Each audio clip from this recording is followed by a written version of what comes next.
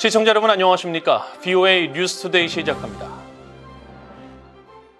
북한 정권이 자행한 강제 납치 문제에 대한 국제적 인식과 협력을 높이고 피해자 가족들의 호소를 전하기 위해 국제사회가 토론회를 개최했습니다. 참가국들은 문제 해결을 위한 북한의 즉각적인 행동을 촉구하며 유엔 안보리 차원에서도 이 사안을 다뤄야 한다고 밝혔고 피해 가족들은 시간이 없다고 호소했습니다. 첫 소식 박형주 기자가 보도합니다.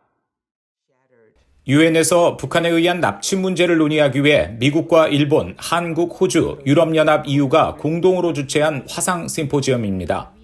린다 토머스 그린필드 유엔 주재 미국 대사는 29일 심포지엄에서 북한 당국의 조직적이고 광범위한 인권 유린이 국제 평화와 안보에도 위험 요소라며 납북 관련 자료를 전면 공개하고 피해자들을 송환하라고 촉구했습니다. The United States strongly supports Japan, the Republic of Korea, and all countries whose citizens have been the victims of the DPRK's enforced disappearances and have been unrepatriated prisoners of war. We will not rest until these grave injustices are resolved. 일본은 안보리에서 납치 문제를 포함한 북한 인권 유린 문제를 공개적으로 다룰 때가 됐다고 밝히고 이 문제 해결을 위해 조건 없이 북한 김정은 위원장과 만날 것이라는 기시다 후미오 총리의 방침을 재확인했습니다. 일본 정부가 규정한 납북 피해자는 모두 17명입니다. 하지만 북한은 납치된 일본인은 13명뿐이며 이 가운데 8명은 사망했다며 5명만 돌려보냈습니다.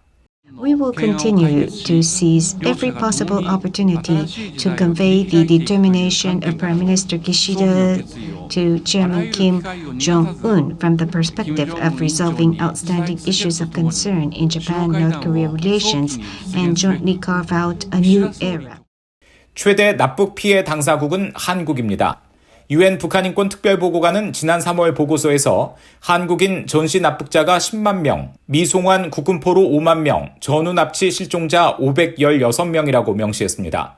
한국 정부는 북한이 이 문제 자체를 부정하고 있다고 비판하고 북한 인권 문제가 북한 핵개발 문제와 함께 안보리 주요 의제로 논의될 수 있도록 노력하겠다고 밝혔습니다.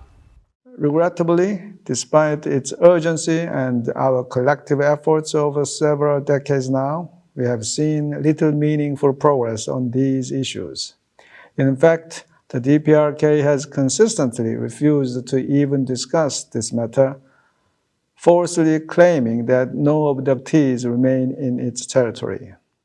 납북 피해자 가족들은 시간이 없다고 호소하며 납북자 모두를 동시에 즉각 송환하는 것만이 유일한 해결책이라고 강조했습니다. 46 years have passed since then. My sister Megumi and other families, brothers and sisters who are held hostage in harsh, brutal conditions, I'm sure, are shouting with suppressed voices, please, please come and rescue us, even as we speak right now. But the point is, there is a time limit. 하지만 북한 외무성은 28일 일본인 납북자 문제는 최종적으로 완전 무결하게 해결됐다며 기존 입장을 되풀이했습니다. VOA 뉴스 박형주입니다. 안토니오 구테르스 유엔 사무총장이 북한 당국에 모든 납북자를 즉시 송환할 것을 촉구하고 유럽연합은 납치 피해자와 가족들이 고령화하면서 문제 해결이 시급하다고 밝혔습니다. 유엔 사무총장 대변인실은 29일 전날 일본인 납치 문제는 완전히 해결됐다는 북한의 거듭된 주장과 관련한 VOA의 논평 요청에 피해 가족이 만족할 수 있도록 북한은 일본과 한국, 기타 국가에 납치 피해자의 경위와 생사를 명확히 설명해야 한다고 밝혔습니다.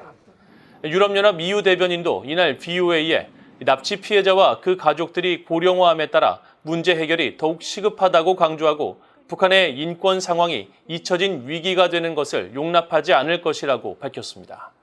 이어 북한이 유엔 인권기구와의 접촉을 거부하고 북한 주민들이 직면한 비인도주의적 상황이 계속 악화되고 있다며 우려를 표명했습니다.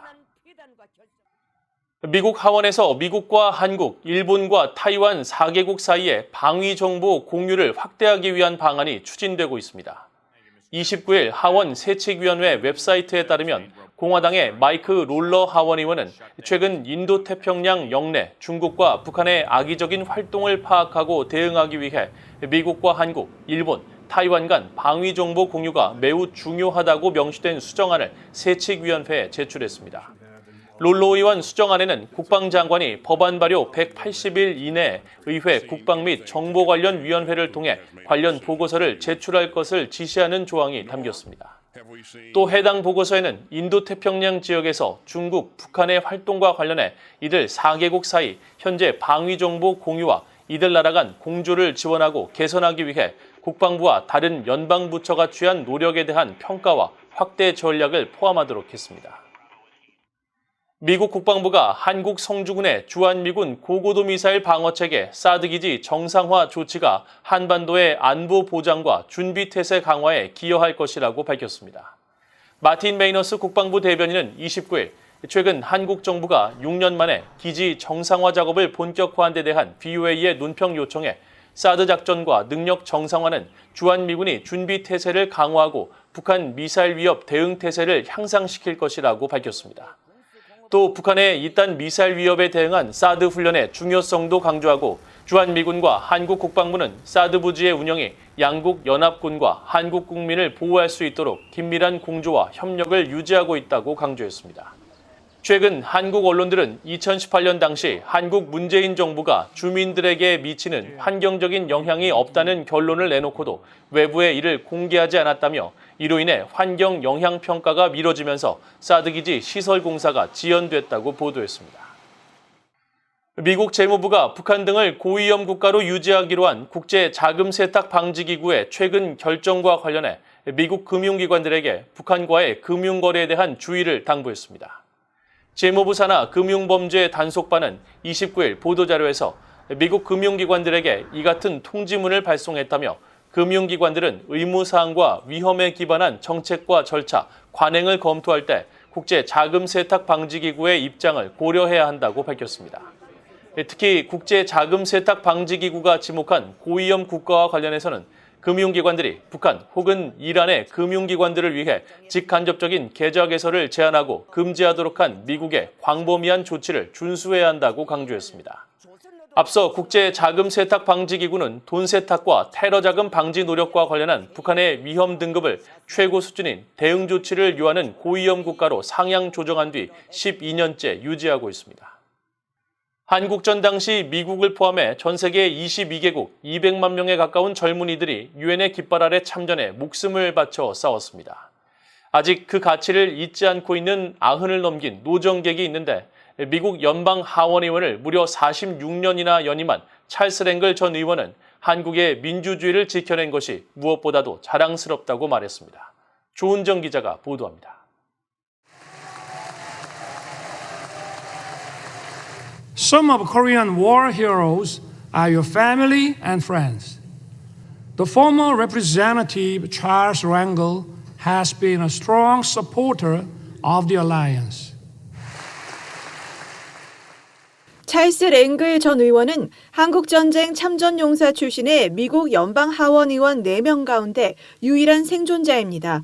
올해 나이 93세.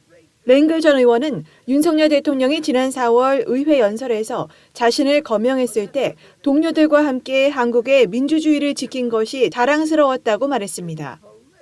To see what happened to South Korea and to see how it became rebuilt and to see how it became such a strong ally of the United States and to see the pain and suffering that communism has caused in the North,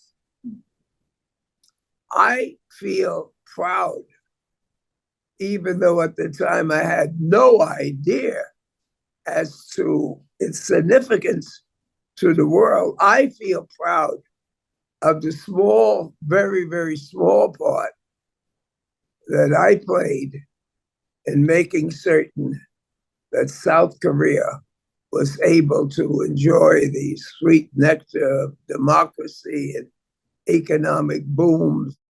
고등학교를 중퇴했던 랭글 전 의원은 1950년 8월 20살 나이에 흑인 병사로만 이루어진 503 포병대대 소속으로 부산에 도착했습니다.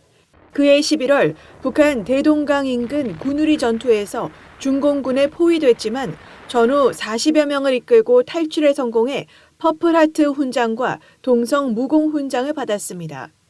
전역 후 1971년 연방 하원의원에 당선된 랭글 전 의원은 한반도 관련 의정 활동에 앞장서기도 했습니다.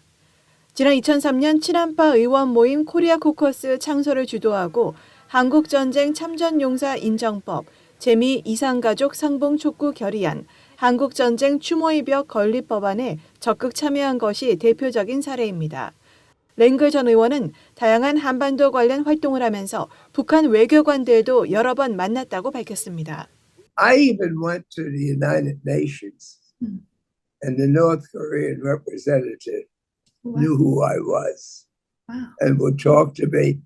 I shouldn't say talk to me, I should say would listen to me because they were not very loquacious. But they would nod when I say the Korean people should be united. The North Koreans are starving to death. America and Japan want to help. If you could just let some of the South Koreans just to visit their North Korean friends. 랭글 전 의원은 앞으로 한반도 통일을 보고 싶다고 말했습니다. 또 아직도 북한에 둔 가족들을 만나지 못하는 이상가족들에 대해 안타까움을 나타냈습니다. 46년간 연방의회에서 활약했던 노 정객은 자신이 고한 한국의 민주주의와 경제적 성취 그리고 미한 동맹의 가치에 자부심을 느낀다고 말했습니다. VOA 뉴스 조은정입니다. 영국의 인도태평양 담당 국무상이 북한의 인권 상황이 끔찍하다는 것을 잘 알고 있다며 북한의 종교자유 박해에 우려를 표명했습니다. 영국 의회에 따르면 앤마리 트레빌리언 국무상은 이달 초 앤드류 로진델 영국 보수당 소속 하원의원이 북한 내 일가족이 성경을 소지했다는 이유로 아이까지 종신형을 선고받고 수용소에 보내졌다는 언론 보도와 관련해 영국 외무부가 어떤 평가를 하는지 묻는 서면 질의에 대한 답변을 통해 이같이 밝혔습니다. 이어 모든 사람을 위한 종교 또는 신념의 자유에 대한 권리는 영국 외무부의 정책 우선순위이자 북한 인권 전략의 핵심 요소라고 강조했습니다. 트레빌리언 국무상은 또 북한이 엘리자베스 살몬 유엔 북한인권특별보고관과 협력해 북한 주민들을 위한 영구적인 변화와 개선을 가져올 것을 촉구한다고 밝혔습니다. 국제인권단체가 북한에서 고질적이고 조직적으로 발생하는 고문 행위를 중단하고 고문 가해자에 대한 처벌과 책임 추궁을 촉구했습니다. 휴먼 라이츠 워치는 29일 VOA에 보낸 성명을 통해 북한 당국의 부인에도 불구하고 구금시설에서 조직적인 고문이나 학대 행위가 만연해 있다면서 북한 당국과 관리들은 이 같은 현실에 대해 어떤 책임도 지지 않는다고 비판했습니다. 이 단체의 필 로버트슨 아시아 담당 부국장은 성명에서 북한 정부 최고위층의 명확한 지시만이 북한 전역에 퍼져 있는 고문 관행을 타파할 수 있다면서 김정은 위원장에게 고문을 종식시키겠다는 정책적 결단을 내릴 것을 촉구했습니다.